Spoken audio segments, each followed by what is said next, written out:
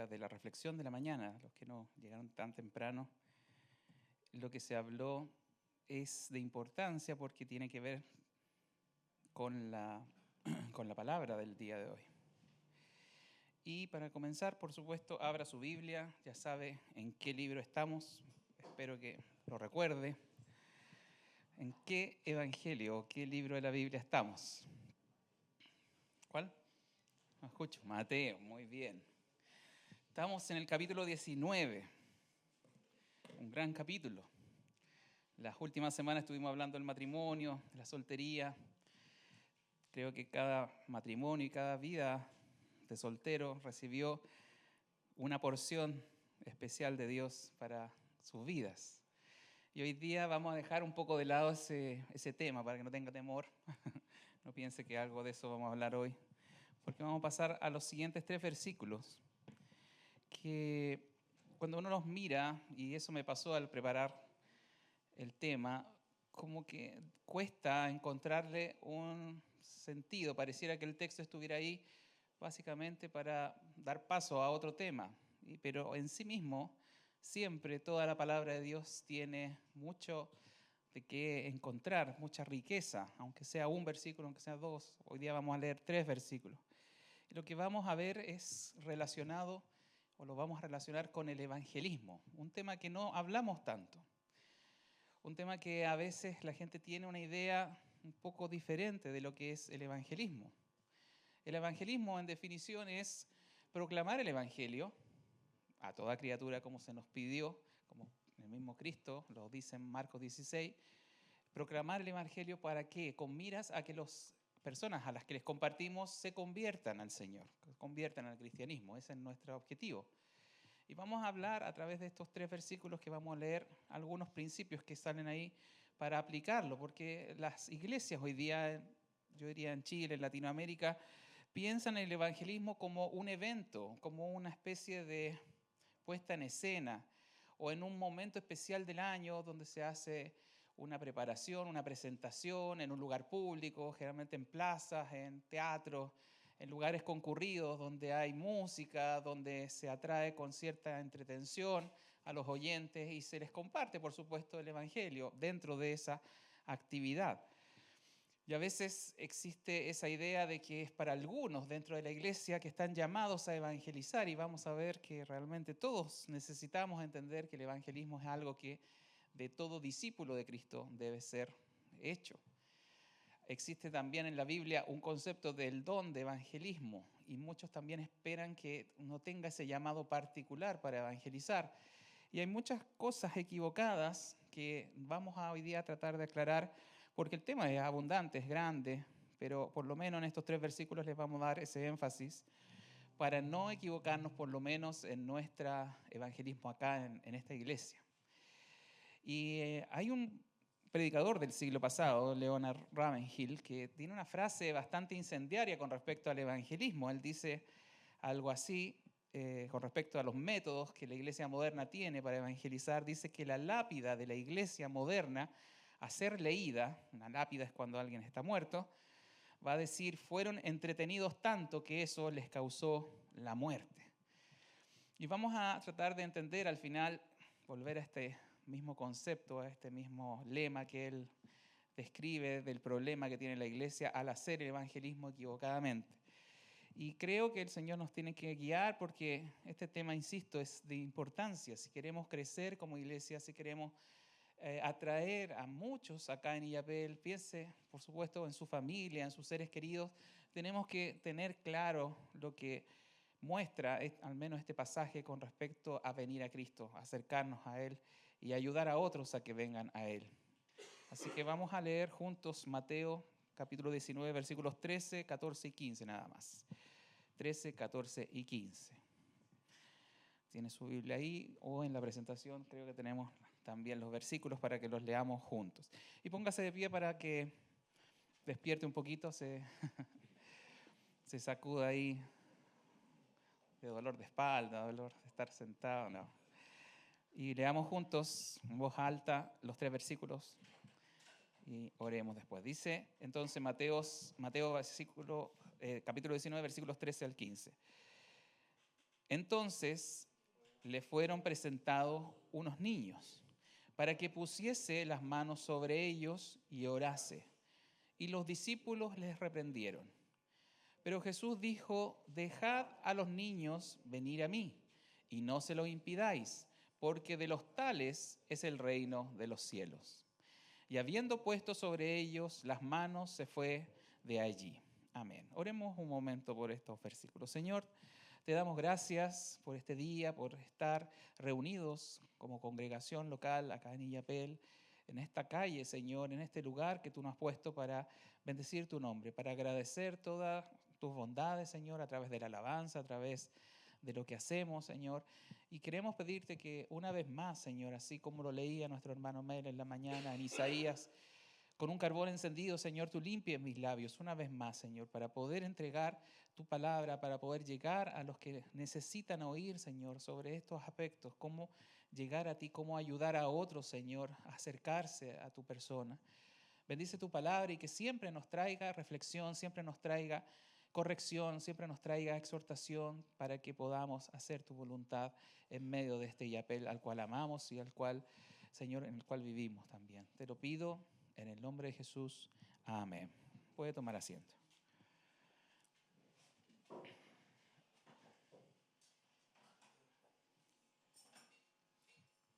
Bueno, estos 3 versículos nos muestran tal vez un incidente pequeño, algo poco trascendente, podríamos decir. Incluso cuando lo analicé, claro, uno podría pensar que es un texto bisagra, algo que está haciendo, ¿no es cierto?, de puente entre lo que habíamos hablado acerca de los matrimonios, la soltería, para pasar a otro tema. Y a veces uno piensa y se equivoca al pensar que es poco trascendente algún versículo, alguna cosa que lea en la Biblia. Toda la palabra es inspirada por Dios, dice 2 Timoteo, y es útil es útil para corregir, para exhortar, para redarguir, para corregir en justicia. Toda la palabra de Dios entonces nos sirve.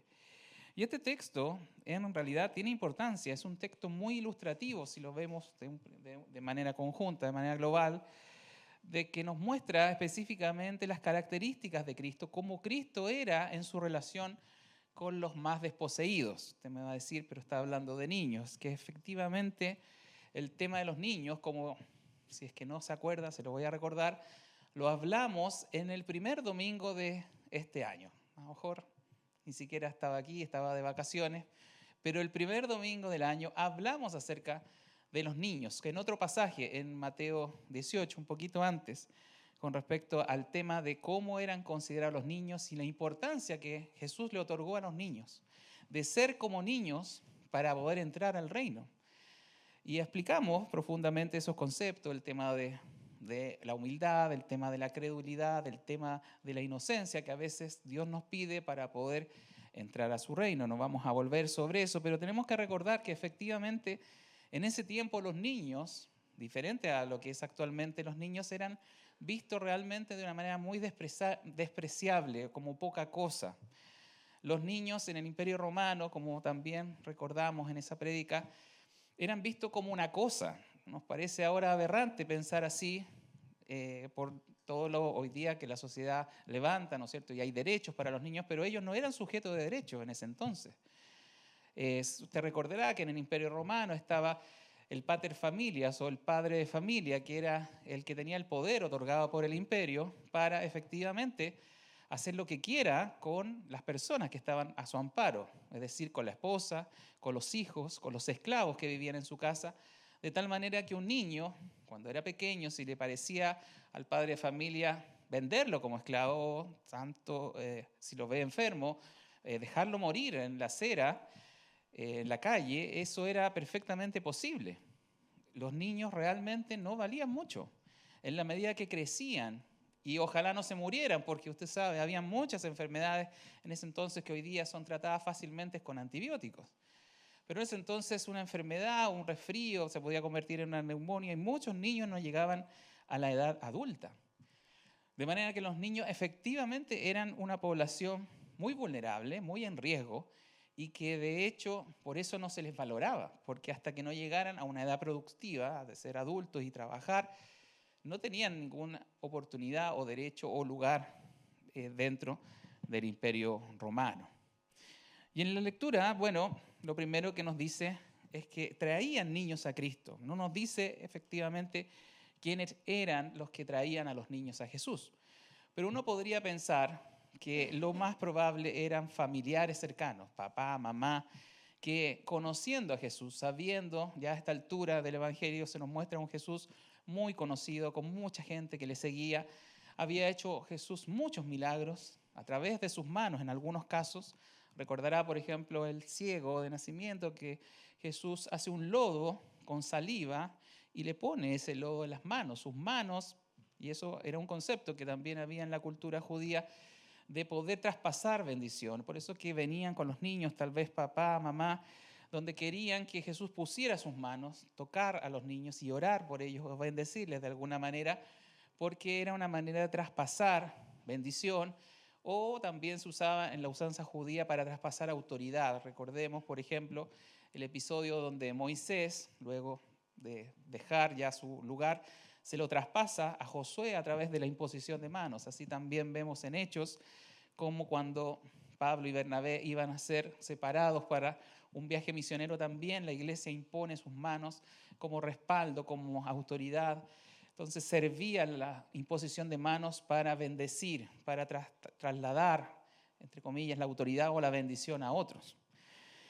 ¿Y qué pasó? ¿Y qué nos dice el texto? Que los discípulos, que son los que están acá como opositores a esta decisión de los padres o de los familiares, se oponen tal vez por buenas razones para no venir a Jesús. Recordemos que Jesús siempre estaba muy asediado de personas, siempre estaba, no era un hombre que pudiese andar muy simple por las calles, sino que lo acosaban, y tal vez la medida que los discípulos querían era dejar que lo acosaran, dejarles un tiempo de tranquilidad, de reposo, porque él constantemente estaba seguido de muchas multitudes, no tenía descanso, estaba siempre él, Jesús, buscando momentos apartados para poder orar, para hacer también la voluntad de Dios.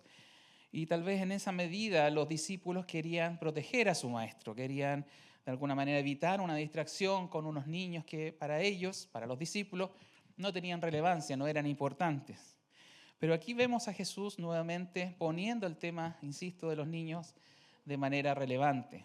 Los niños entendidos para nosotros no solamente como niños cronológicos de edad corta, sino tenemos que ver un poquito más allá como niños, cualquier persona, y representa de hecho los niños, aún alguien que está recién entrando en la fe, alguien que está recién convertido, alguien que no tiene mucha expertise, que está llegando a nuestra iglesia. Así debemos tomar también este texto.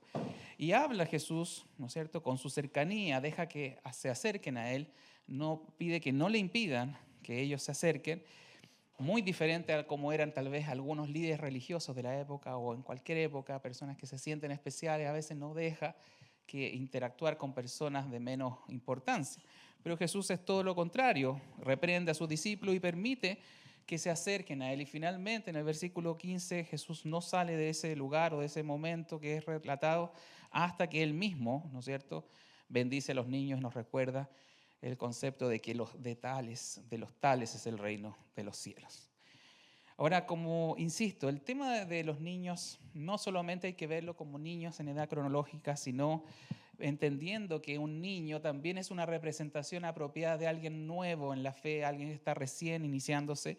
Así vamos a tomar este texto y así vamos a tomar y vamos a hacer énfasis en la corrección de Jesús que hace a sus discípulos para que no impidan, es decir, para facilitar el acercamiento de alguien que a lo mejor no conoce a Dios o está recién conociendo a Dios, a llevarlos a Cristo. Por eso que este tema, insisto, tiene que ver con el evangelismo. Porque si el evangelismo se trata justamente de acercar o presentar el evangelio, es presentar a Jesús con miras a que ellos, a que los que no conocen se conviertan, entonces tenemos que tener claro, a partir de lo que dice acá el texto, lo que Dios quiere que hagamos. Que esta iglesia se caracterice por un evangelismo correcto y que no caigamos, como le decía, en ese juego, entre comillas, o esa idea de acercar a las personas por diversión, de hacer entretenido la reunión, hacer atractiva la iglesia para que se vengan a entretener. sino mostrar a Cristo. El objetivo es que conozcan a Jesús y que Jesús, por supuesto, les bendiga y cambie sus vidas.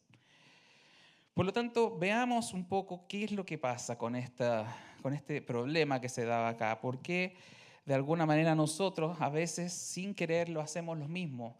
Ponemos trabas, impedimentos, siendo discípulos de Cristo, entendiendo que hay que acercar a las personas a Cristo, pero ponemos efectivamente trabas para que las personas lleguen acá.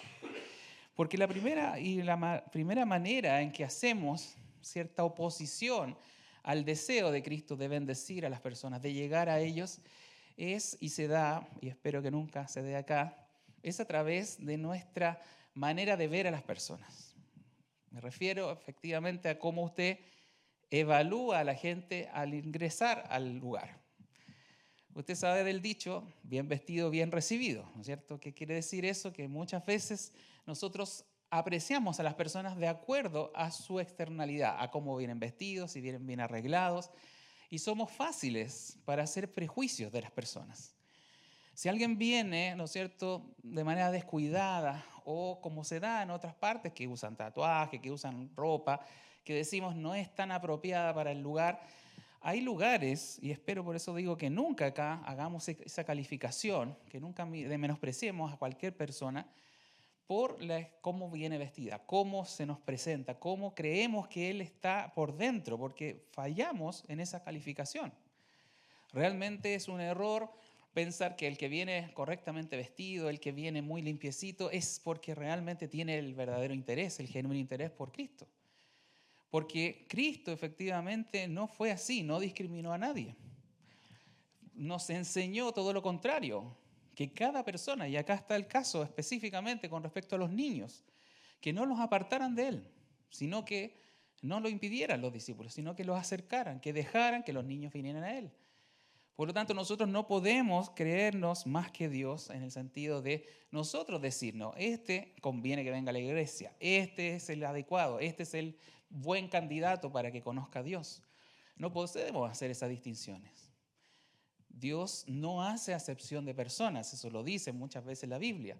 ¿Y por qué? Porque la imagen de Él, el imago Dei que se llama en latín, la imagen de Dios está contenido en cada persona. En esa sociedad que despreciaba a los niños, que no les daban mayor importancia, Dios veía en los niños un futuro miembro de la iglesia, un futuro cristiano. Y nosotros también tenemos que ver en personas que no tienen, para nuestros ojos, ninguna calificación, a veces despreciamos porque lo vemos en la calle, porque hemos visto sus malas conductas y los despreciamos tratando de no hablarle o evitando que ojalá aparezca en la iglesia. Y eso es realmente una manera equivocada de acercar a las personas a Cristo. ¿Qué nos dice la Biblia? Y les voy a leer un texto que está en Santiago, que es muy específico en este aspecto, en el aspecto de la apariencia física, en no discriminar, en no hacer diferencias con respecto a cómo se ve la persona. Santiago 2, del 2 al 5. Dice así: porque si en vuestra congregación, pongamos ahí cambio en Cristo, entre paréntesis, entra un hombre con anillo de oro y con ropa espléndida, y también entra un pobre con vestido andrajoso, y miráis con agrado al que trae la ropa espléndida y le decís, siéntate tú aquí en buen lugar, y decís al pobre, estate tú allí en pie y siéntate aquí bajo mi estrado, ¿no hacéis distinciones entre vosotros mismos y venís a ser jueces con malos pensamientos? Dios nos libre de esta situación. Porque a veces miramos la apariencia y lo que Dios siempre ha dicho y siempre ha mostrado, lo hizo con David y lo hizo con mucha gente, que Él mira el corazón, mira el interior de la persona. Nosotros juzgamos por la apariencia. Viene bien vestido, decimos bien vestido, bien recibido, pero no debe ser así en nuestros medios. Al contrario, mire lo que dice al final. Hermanos míos amados, oíd. Ponga atención en esto. ¿Acaso no ha elegido Dios a los pobres de este mundo para que sean ricos en fe y herederos del reino que ha prometido a los que le aman? Así cierra este pasaje. Es increíble que efectivamente en la historia de la iglesia las personas que primero llegaron al evangelio o escucharon las prédicas de Jesús no eran los fariseos, usted lo sabe, no eran los hombres ricos de la época. Era lo despreciado del mundo, era lo despreciado de la sociedad. Jesús en un diálogo con los fariseos les reprende y les dice que las prostitutas, miren lo que dice Jesús, las prostitutas y los publicanos que eran tenidos como lo peor de la sociedad, le dice, van delante de ustedes en el reino de los cielos. ¿Qué significa eso? Que aún las prostitutas y los publicanos, pecadores de los más mal vistos de la sociedad, habían creído en Cristo y se habían arrepentido antes que el fariseo que decía que amaba y creía en Dios. Toda la iglesia en el primer siglo se abasteció o fueron sus primeros creyentes personas generalmente de estrato social bajo. Muchas mujeres se agregaron a la iglesia, muchos esclavos, y eran pocos los nobles, pocos las personas de autoridad que ingresaron a la iglesia. Pero eso también no lo tomemos a mal, no crea que Dios no quiere que los ricos o las personas de influencia estén en la iglesia. Dios no hace acepción de personas, le vuelvo a decir eso. Y nos manda a predicar a toda criatura. No somos nosotros los que tenemos que evaluar al candidato si sirve o no sirve, si está tal vez Dios interesado en él o no. Es sencillamente la orden de Dios de predicar, de no hacer distinciones por el aspecto, por lo que yo pienso, por lo que parece, por mi prejuicio, por lo que sea. 1 Corintios capítulo 1, efectivamente, hablando a los corintios, el apóstol Pablo, les dice lo mismo. Les dice que no hay muchos ricos entre ustedes, no hay muchos nobles entre ustedes. Y aún les dice, no, lo que Dios escogió, a lo vil y lo menospreciado del mundo, Dios escogió en vez de lo sabio y lo fuerte. Y es bueno que en esta iglesia, y lo digo en relación a Cambio en Cristo, haya personas de toda clase social, de toda clase económica, de todo tipo de profesiones, de oficios, de trabajos, porque eso es riqueza para la iglesia, es riqueza de Dios. Dios está interesado en toda criatura. Y no podemos, como lo dice Santiago, hacer nosotros de jueces con malos pensamientos. No podemos nosotros hacer distinciones entre los hermanos. No podemos decir no, que él sí va a aportar a la iglesia, entonces puede ser un aporte por su profesión, por sus características personales. Sino muchas veces Dios escogió, dice en Santiago, leyendo nuevamente, a pobres de este mundo, ¿para qué? No para darle riqueza, también no caigamos en ese error, que vienen aquí a pensar que Dios les va a bendecir económicamente. No, la mejor bendición y la mayor bendición es para que sean, dice, ricos en la fe y herederos del reino. Esa es la bendición que la iglesia les va a proveer a todos, sea que usted tenga dinero o sea muy pobre. La bendición mayor que Dios da es ser elegido para su reino. Por lo tanto, no hagamos distinciones, no hagamos una especie de filtro equivocado en base a nuestras distinciones. No seamos como los apóstoles, creyendo que los niños, personas de ese tipo, no tenían oportunidad con Cristo. No lo sabemos, Dios sí lo sabe.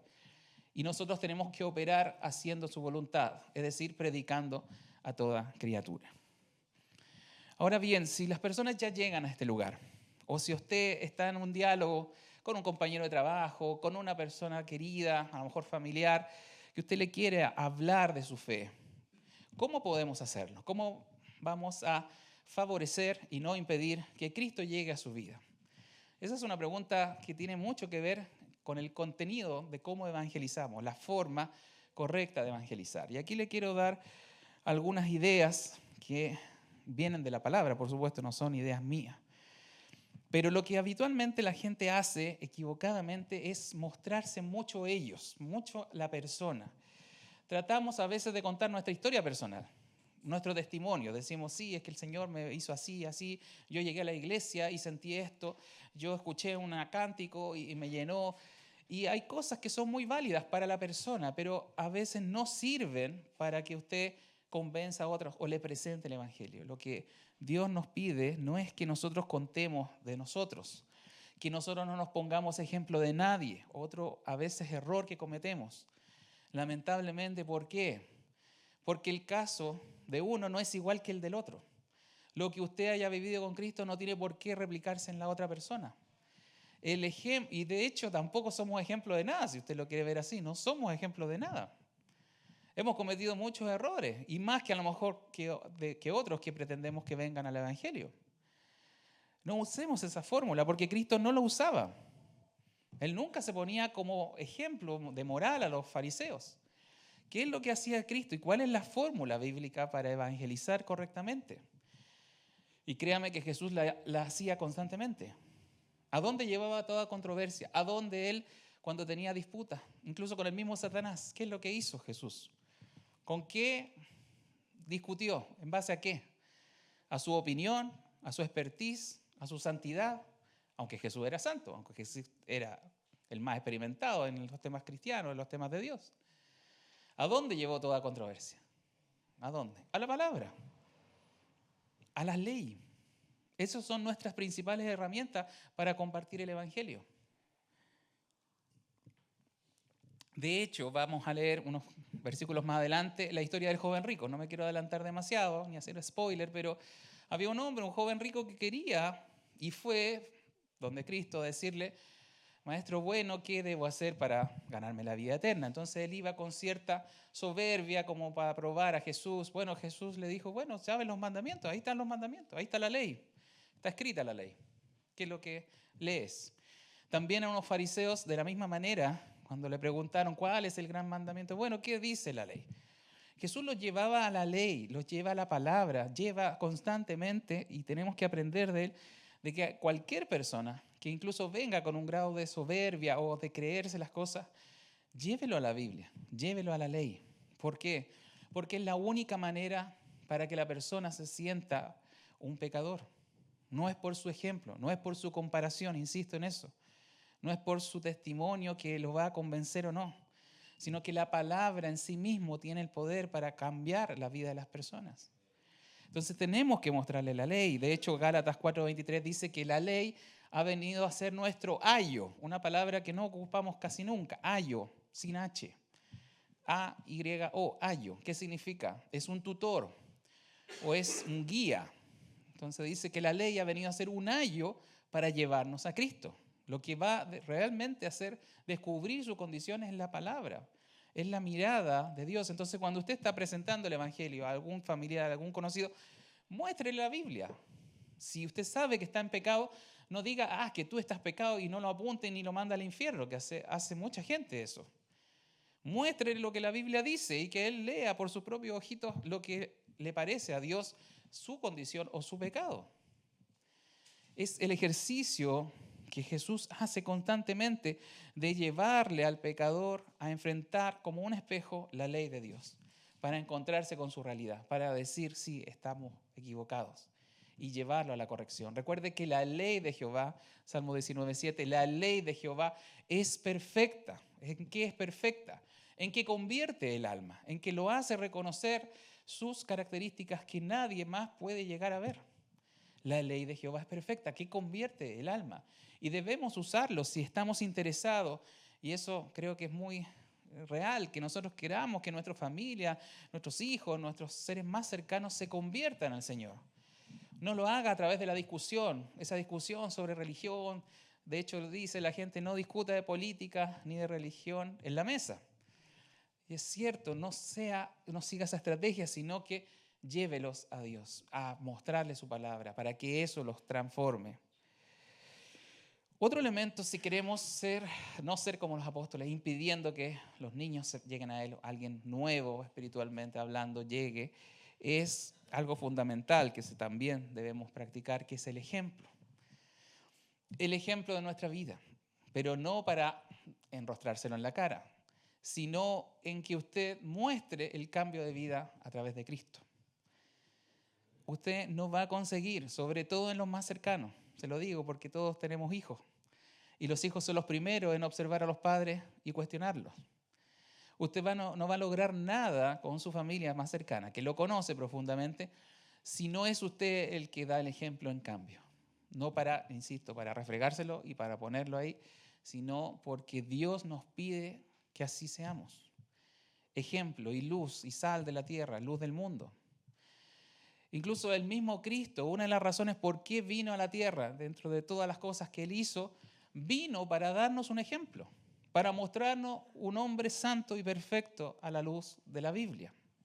Eso nos dice Primera de Pedro, capítulo 2, versículo 24. Dice, pues para esto fuisteis llamados, porque también Cristo padeció por nosotros, hablando de los padecimientos de Cristo, Él vino a padecer, entre otras cosas, dice, para dejándonos ejemplo, para ser un ejemplo, para que sigáis sus pisadas. La razón de Cristo en la tierra, entre otras, es mostrarnos realmente lo que es una correcta persona, una persona santa. Y le insisto, nosotros no vamos a lograr, mire, y esto es muy importante, muy básico, pero se nos olvida constantemente. Por más que usted tenga todo el conocimiento de la Biblia, por más que usted les muestre la Biblia efectivamente, pero si no hay una conducta que haya sido transformada por Cristo, realmente va a perder esa batalla probablemente.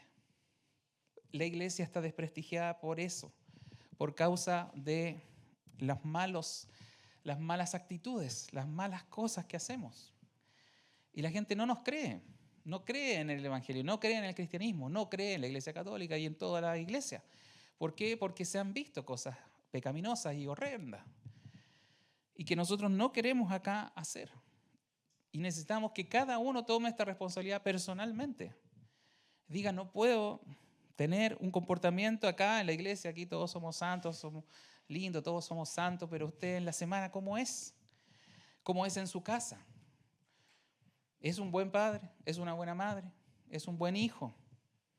Si quiere compartirle a su amigo, sea el mejor estudiante. Si usted quiere compartirle a su compañero de trabajo, sea el mejor trabajador.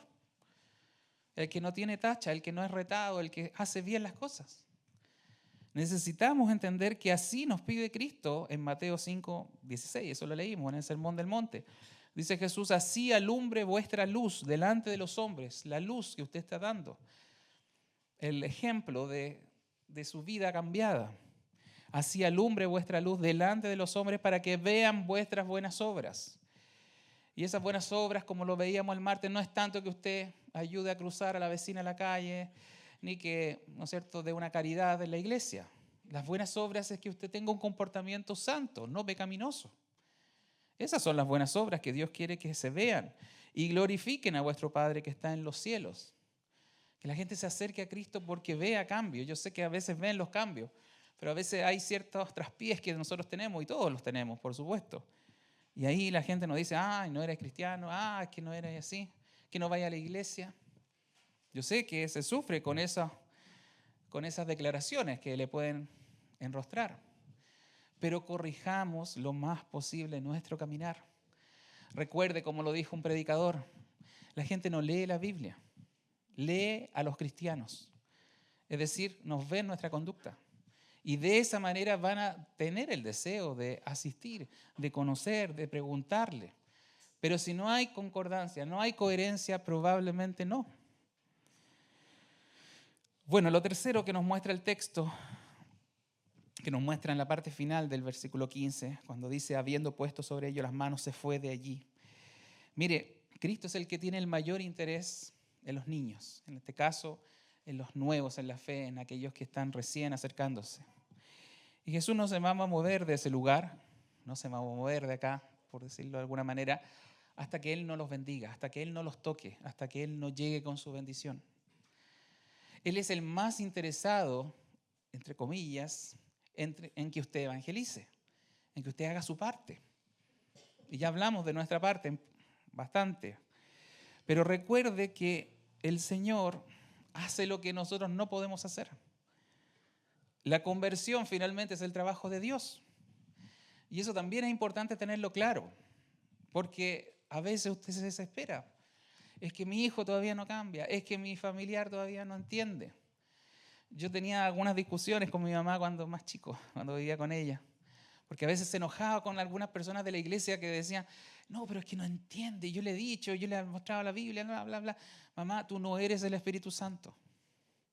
Tú no puedes cambiar a las personas, tú no puedes entrar en el cerebro de la persona y hacerle ver las cosas diferentes. Esa es la obra de Dios, la obra final es de Dios. Y no podemos olvidarnos de eso. Finalmente el que bendice es Cristo, usted tiene que llevarlo a Cristo y que Él haga el cambio. Y no desesperarse, no ponerse ansioso, no presionar equivocadamente, porque si no podemos echarlo a perder. Porque no somos el Espíritu Santo. No trabajamos como Dios, trabajamos en la manera humana que siempre es pecaminosa y puede ser problema para ese deseo de Dios de bendecir a esa persona. Lo que sí tenemos que tener claro es recordar y estar tranquilos con las promesas de Dios con respecto al poder que tiene Él mismo para hacer las cosas. Tenemos que entenderlas bien, por supuesto, porque la palabra de Dios es la que hace la obra, lo que acabamos de decir. Así dice Isaías 55. Así será mi palabra que sale de mi boca. No volverá a mí vacía. Es una promesa que Dios da al profeta para que entendamos que Él es el que lleva la obra adelante. Así será mi palabra que no sale de mi boca. No volverá a mí vacía, sino hará lo que yo quiero, lo que Dios quiere. Y lo va a hacer en el momento que Dios quiere y de la manera que Él quiere. Y será prosperada en aquello para que la envíe. Jesús también enseña básicamente lo mismo al decir que la semilla de suyo propio lleva fruto. Usted la semilla la pone en la tierra y más que la humedad del terreno y las cosas propias del terreno hacen que la semilla germine. El agricultor no hace más que ponerla en la tierra. Nosotros somos sembradores de la palabra. La entregamos y la entregamos entendiendo esta promesa y entendiendo que es la obra de Dios en la vida de las personas, confiando en Él, confiando que Dios haga la parte difícil, la parte que usted quiere cambiar. Yo sé que muchas mujeres quieren cambiar a sus maridos y quisieran que el marido sea otra persona. Y se lo digo para personas incluso que llevan hartos años en la iglesia. Pero nosotros no tenemos ese poder. Y yo sé que también viceversa, hay muchos hombres que quieren cambiar a su mujer, que quieren una nueva. No, quieren una renovada, perdón, una renovada. Pero recuerde que el trabajo difícil, el trabajo interno lo hace Dios. Y mire Ezequiel, la parte difícil de cambiar a las personas, mire cómo Ezequiel nos presenta algo que es hermoso recordar y esperanzarse en eso. Ezequiel 36, 25 al 26 dice: esparciré sobre vosotros agua limpia. Esparciré, es decir, Dios mismo. Esparciré sobre vosotros agua limpia y seréis limpiados de todas vuestras inmundicias. Nosotros queremos cambiar, queremos que las personas cambien, y queremos a veces forzar ese cambio. Pero ¿quién hace eso? ¿Quién esparce el agua limpia? ¿Quién limpia a las personas de todas las inmundicias? Es Dios mismo. Y de todos vuestros ídolos os limpiaré. Y dice: os daré un corazón nuevo y pondré espíritu nuevo dentro de vosotros y quitaré de vuestra carne el corazón de piedra y os daré el corazón de carne. Qué genial promesa. Por eso tenemos que orar. Cuando decimos, y el coordinador todos los domingos dice: venga a orar los domingos a las 10 de la mañana. Me gustaría que hubieran los que estaban ayer, todas las mujeres que habían ayer en el baby shower, estuvieran hoy día orando. Pero bueno, tenemos que orar ya sea privadamente en su casa o también en la iglesia. Tenemos que orar por esto, que Dios ponga la necesidad en las personas. No se trata de que les vaya mal para que recurran a ustedes, sino que de alguna manera esa parte interior Dios la toque, Dios llegue a ellos. Y finalmente, para cerrar, como estábamos hablando de que el evangelismo equivocado que se propone en las iglesias es muchas veces esto de la diversión, esto de entretener, de llamar la atención pública en una plaza, en un teatro, en un lugar de concurrencia. Realmente eso no es evangelismo, no es como Jesús lo plantea, nunca planteó algo así para la iglesia. Pero hemos tomado modelos equivocados, hemos hecho esfuerzos equivocados, hemos puesto a veces el esfuerzo en el medio, en la producción, el marketing, invitando a mucha gente, forzando a la gente que realmente hagan una decisión por Cristo, así se le dice. Decida por Cristo, levante su mano, haga una oración. Y créame que ese modelo no es bíblico primero y está destinado al fracaso. Porque esas personas que usted emociona y que les presenta a Cristo por el momento, en la emoción, claro, le van a decir: sí, voy a venir, voy a ser parte de la iglesia, pero ese evangelismo no sirve, porque si usted le hace seguimiento, y créame que en Estados Unidos han hecho ese seguimiento de personas que han ido a campaña, ¿cuántos quedan en la iglesia al cabo de años? No queda ninguno. Porque si usted motivó y convenció a las personas de venir a Cristo por una bendición, por el éxito económico, porque va a tener una mejor vida, todas esas cosas con el tiempo no se van a caer. No podemos convencer a las personas de venir a Cristo por maneras equivocadas, dándole la lectura de algo, de una mejor vida, como también a veces se le dice. Tenemos que sencillamente mostrarle a quién es Cristo y que vino a perdonar nuestros pecados y a reconciliarnos con Dios. Ese es el mensaje del Evangelio, no otro. Esas otras cosas de marketing, yo no estoy en contra de que se hagan eventualmente una actividad, pero no podemos basar el evangelismo completo de la iglesia en eso, sino es a diario, es constante, es haciendo estas cosas, orando por su familiar, es mostrando un cambio, es tratando de ser ejemplo, es realmente mostrando la palabra, es mostrando a Cristo finalmente. Y esas ideas de marketing, de diversión, finalmente lo que hacen, como lo dice un predicador, es entretener cabras. El predicador dice algo, una frase muy lamentable. Él, si no me equivoco, es Spurgeon, que es un predicador del siglo XIX, que decía, va a llegar un momento en la iglesia que no van a haber predicadores, que van a haber payasos entreteniendo cabras, en vez de haber pastores alimentando ovejas. Y es una frase dura, es una frase difícil, y créanme que hay muchas iglesias lamentablemente que caen en este error, que entretienen a la gente, que le tratan de hacer actividades, muchas actividades, muy bonito. Aquí no somos un club social, no somos realmente otra organización humana, somos la iglesia de Dios. Y el respeto que tenemos a Dios se debe mostrar en todo ámbito de cosas. El respeto por la palabra, el respeto por congregarnos, el respeto por estar acá y hacer las cosas de acuerdo a la voluntad de Dios. Eso es evangelizar. Si mire, si usted ve a una persona y lo ve como un niño espiritual que no conoce, que no entiende, tenemos que facilitar, no ser como los apóstoles, de impedirlo. Tenemos que hacer todo lo contrario, acercarlos a Cristo y saber que Cristo finalmente es el que les da la bendición.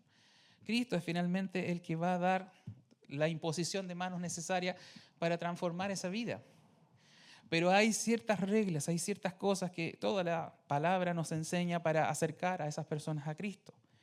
Ya lo hemos visto, orar, mostrar una vida corregida, escuchar su palabra, traerlos a la reunión para que escuchen la palabra y por supuesto recibirlos sin discriminarlos, sin ver su externalidad, sino que solamente dejando que Dios conozca su interior. Por lo tanto, si vamos a evangelizar, y yo sé que el deseo de todos nosotros, así como lo leía también mi hermano Mel a través de estos versículos de Isaías, cuando el Señor pregunta, ¿no es cierto?, ¿a quién enviaré? ¿Quién irá por nosotros? Dice, es en plural, es decir, Dios completo, Padre, Hijo y Espíritu Santo, preguntan, ¿a quién enviaré? ¿Quién irá a predicar a la tierra por nosotros? Ahí el profeta Isaías levantó su dedito y dijo, heme aquí, envíame a mí. Y ojalá con esto que hemos aprendido, Dios nos cambie ese corazón duro para también proveer a otros lo que Dios nos ha dado. Si de gracia, dice Cristo también, si de gracia hemos recibido, de gracia tenemos que dar. Así que Dios nos sensibilice una vez más con su palabra, que nos muestre realmente el amor, la consideración por aquellos pequeños de esta sociedad, a tantos perdidos que vemos ahí, que a veces nos sentimos impotentes, que el mundo realmente está dañado y sigue un mal caminar, y que Dios nos permita hacer su voluntad correctamente, no impedir que vengan, no poner oposición, no ser una piedra de tropiezo, sino que acercarlos al Maestro, que ellos vengan y conozcan de Él la bendición para sus vidas. Oremos por esto.